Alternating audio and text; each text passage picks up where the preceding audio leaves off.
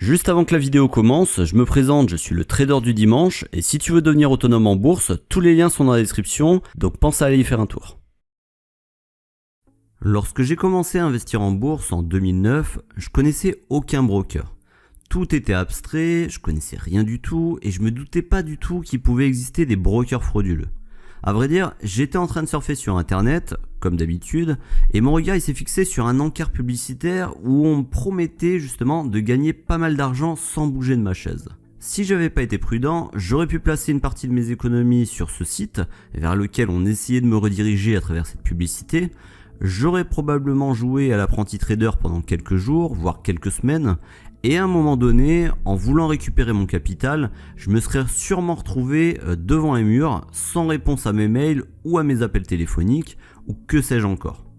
Donc si tu regardes cette vidéo, c'est que tu souhaites toi aussi placer une partie de ton épargne sur les marchés financiers, ou que tu te poses tout simplement des questions sur la manière d'éviter ces sites frauduleux, et c'est ce que je vais faire maintenant à travers cette vidéo en te donnant quelques pistes. La première piste que je peux te donner, ça va être de t'informer auprès de l'AMF. L'AMF, c'est quoi? C'est l'autorité des marchés financiers. Alors cette première phase, elle consiste à aller consulter la liste des sites non autorisés par l'autorité des marchés financiers. Cette liste, elle est relativement bien connue maintenant dans le milieu. Elle a été plutôt bien relayée par les différents acteurs de la finance en ligne, que ce soit des blogueurs, des sites d'information, voire des brokers. Et cette liste, elle est disponible sur leur site internet www.amf-france.org. Et pour pouvoir consulter la liste, il va falloir que tu utilises le chemin suivant, c'est-à-dire d'aller dans l'espace épargnant, ensuite cliquer sur protéger son épargne et enfin liste noire. Il en existe plusieurs de listes, une pour le forex, pour les cryptoactifs, pour les options binaires et les biens divers, et elles sont régulièrement mises à jour. Comme tu peux le constater, le broker XTB que je vais utiliser comme exemple dans cette vidéo, il fait pas partie des brokers inscrits sur cette fameuse liste noire. C'est un point positif, mais il faut pas s'arrêter là.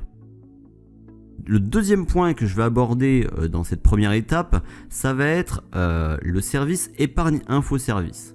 De son vrai nom, Assurance Banque Épargne Info Service, ABEIS, ce service public créé en 2010, c'est le résultat de la collaboration entre l'AMF, l'ACPR et la Banque de France. Il donne la possibilité aux investisseurs de poser leurs questions sur les produits d'épargne et de la bourse. Pour consulter ce service, deux moyens sont mis à ta disposition. Le premier moyen, ça va être par téléphone, donc via le numéro qui est affiché sur leur site, je te laisse aller checker. Et le deuxième moyen, ça va être par internet à l'aide du formulaire en ligne. À titre d'information, la plateforme téléphonique d'ABEIS, elle a enregistré quasiment 400 000 appels au cours de l'année 2017, dont 11 700 en rapport avec la bourse et les placements financiers. Donc si tu souhaites en savoir plus, je t'invite à consulter le rapport annuel 2017, dont je te mets le lien dans la description. Alors, comme je l'ai dit précédemment, le fait que le site ne soit pas inscrit dans la liste noire de l'AMF, ça signifie pas pour autant qu'il est autorisé à avoir une activité sur le territoire français. Pour aller plus loin, il est possible de vérifier la légalité du courtier d'une autre manière. Ce procédé, il consiste à aller sur le site de l'ACPR, l'autorité de contrôle prudentiel et de résolution dont je t'ai parlé juste avant. Une de ses missions étant de superviser le secteur bancaire, elle met à disposition du public une base de données nommée Regafi. Regafi, c'est le registre des agents financiers. Cette base de données, elle permet à chaque investisseur particulier, en quête d'un broker fiable, de vérifier que ce dernier dispose bien des autorisations nécessaires pour opérer en France. Pour ça, tu vas pouvoir utiliser deux moyens différents pour rechercher le broker sur Regafi. Le premier moyen, ça va être par dénomination. C'est le moyen le plus simple car il suffit de taper le nom du broker. Toutefois, il existe un inconvénient majeur. En effet, les résultats peuvent être nombreux pour une même dénomination, ce qui peut porter à confusion. De plus, certains brokers utilisent un nom commercial pour leur activité et c'est le cas d'XTB dont le nom est en réalité X-Trad. Donc si on fait la première recherche par dénomination avec le nom XTB, on constate que l'adresse est à Chypre alors qu'XTB possède une succursale à Paris en France. Le deuxième moyen que tu as pour rechercher un broker sur Regafi, ça va être la recherche par numéro sirène. Donc le numéro sirène, c'est le numéro qui est attribué à une entreprise lors de sa création. Il est composé de 9 chiffres et si tu connais celui du broker, tu peux utiliser cette méthode qui a l'avantage d'être plus sûr car ce numéro est unique. Il n'y a donc pas de risque de se tromper. Si on fait la recherche pour le broker XTB à travers son numéro sirène, on tombe bien sur un seul et unique résultat. Le numéro d'enregistrement est identique à celui affiché sur leur site. Dans le détail, on peut voir que l'adresse correspond bien à leurs locaux dans la capitale aussi. Et enfin, les 8 premiers chiffres du numéro de téléphone affichés sur Regafi sont identiques à celui du numéro de l'accueil téléphonique du broker qui est visible dans la rubrique Contact du site web. Donc déjà, c'est très bon signe. Si tu veux aller encore plus loin, tu peux également regarder en détail les autorisations en fonction des services et des instruments que le broker a le droit de proposer aux clients français. Donc tu as une légende qui est juste en dessous du tableau et ça va te permettre de savoir pour chaque produit s'il y a les autorisations ou non.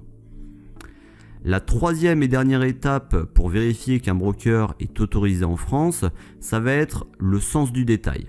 Cette dernière phase de ta recherche, elle tient plutôt du bon sens. Ça va ressembler un petit peu à la manière de vérifier qu'un email n'est pas frauduleux. On va regarder un petit peu les détails au niveau de la manière d'écrire, etc. Enfin, tout ça pour bien vérifier qu'on n'essaie pas de récupérer tes coordonnées bancaires, des informations personnelles, etc. Donc c'est exactement le même principe.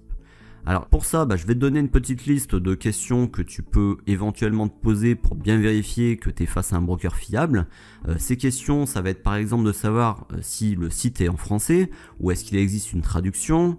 Est-ce qu'il y a une page qui contient les mentions légales? Est-ce que les informations contenues dans les mentions légales sont cohérentes? Est-ce que le ou les numéros de téléphone affichés sur le site correspondent à des numéros français? Mais tu peux te poser aussi d'autres questions comme le type de résultat que donne une recherche sur Google à partir du nom du broker. Est-ce qu'il y a des avis? Est-ce que les numéros de téléphone ou les mails présents sur le site sont cohérents aussi avec ce que tu retrouves sur Google? Quel est l'historique de la société? Est-ce que c'est plutôt une nouvelle entreprise ou est-ce qu'elle a déjà plusieurs années d'expérience dans le domaine? Est-ce que la société possède des bureaux en France ou est-ce qu'elle a une présence tout simplement numérique sur Internet en dehors des annonces publicitaires? Est-ce qu'on parle d'elle sur les réseaux sociaux, sur YouTube, dans des blogs, etc. Et est-ce que les témoignages que tu peux retrouver sur Internet ressemblent à des témoignages qui sont plutôt vrais, des témoignages qui sont plutôt naturels, ou est-ce que ça ressemble plutôt à des faux témoignages? Alors, il ne faut pas s'arrêter là, parce que tu as aussi des éléments dont il faut que tu prêtes attention et qui vont être en dehors du site. Donc en effet, il existe d'autres informations qui peuvent te donner des indices sur la fiabilité du broker et qui ne sont pas forcément visibles sur le site en lui-même. Ce travail, il demande un petit peu d'effort, mais si tu es prêt à déposer plusieurs milliers d'euros chez un courtier en ligne, quelques minutes de ton temps seront pas trop pour t'assurer de la sécurité de tes fonds. Ces questions que tu vas te poser maintenant en dehors du site, ça va être par exemple, est-ce que le service client il est en français? Si oui, est-ce que les écrits, donc les mails par exemple que tu reçois, sont rédigés correctement? Est-ce que les personnes que tu as au bout du fil donnent l'impression d'être compétentes dans leur domaine? Mais ça va être aussi d'autres questions comme est-ce que le broker est régulé par une autorité, l'AMF, la FCA, la SEC, parce que tous n'offrent pas la même garantie aux clients. Mais aussi, est-ce que le broker propose un compte de démonstration? Ou enfin, est-ce que tu reçois de nombreuses relances téléphoniques ou par mail en t'incitant à déposer des fonds le plus rapidement possible? En conclusion, donc à travers cette vidéo, je viens de te partager la plupart des éléments que j'estime indispensables à vérifier avant de déposer le moindre euro chez un courtier en ligne. Pour ma part, je ne suis pas parfait, j'avoue ne pas faire ce travail préalable à chaque fois. Pourtant, c'est le premier pas vers un investissement réussi. En effet, ça serait dommage d'ouvrir un compte de trading, réaliser des plus-values et ne pas pouvoir récupérer ton capital par la suite. Si tu as des questions ou que tu souhaites tout simplement partager des informations que j'ai pas abordées dans cette vidéo, laisse un commentaire juste en dessous et pense à t'abonner. Moi je te dis à la prochaine, ciao!